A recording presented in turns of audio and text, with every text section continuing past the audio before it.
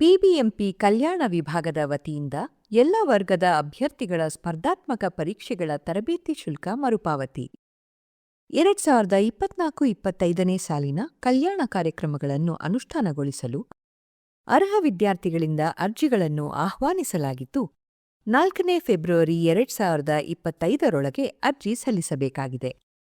ಎಲ್ಲ ವರ್ಗದ ಅಭ್ಯರ್ಥಿಗಳ ಸ್ಪರ್ಧಾತ್ಮಕ ಪರೀಕ್ಷೆಗಳ ತರಬೇತಿ ಶುಲ್ಕ ಮರುಪಾವತಿಗಾಗಿ ಬೇಕಾಗಿರುವ ಅರ್ಹತೆಗಳು: ಪಾಲಿಕೆಯ ವ್ಯಾಪ್ತಿಯ ವಿಳಾಸವಿರುವ ಆಧಾರ್ ಗುರುತಿನ ಚೀಟಿ, ಸದರಿ ಆಧಾರ್ ಸಂಖ್ಯೆಗೆ ನೋಂದಾಯಿತ ಮೊಬೈಲ್ ಸಂಖ್ಯೆ ಹಾಗೂ ಆಧಾರ್ ನೋಂದಾಯಿತ ಬ್ಯಾಂಕ್ ಖಾತೆ ಹೊಂದಿರಬೇಕು.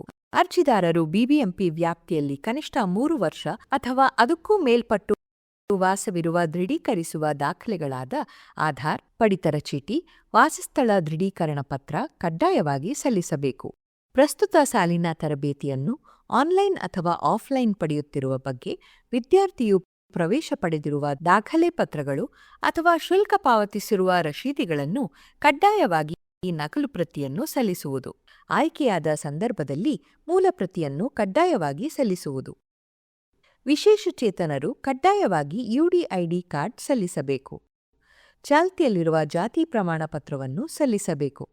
ಚಾಲ್ತಿಯಲ್ಲಿರುವ ಆದಾಯ ಪ್ರಮಾಣ ಪತ್ರವನ್ನು ಸಲ್ಲಿಸಬೇಕು.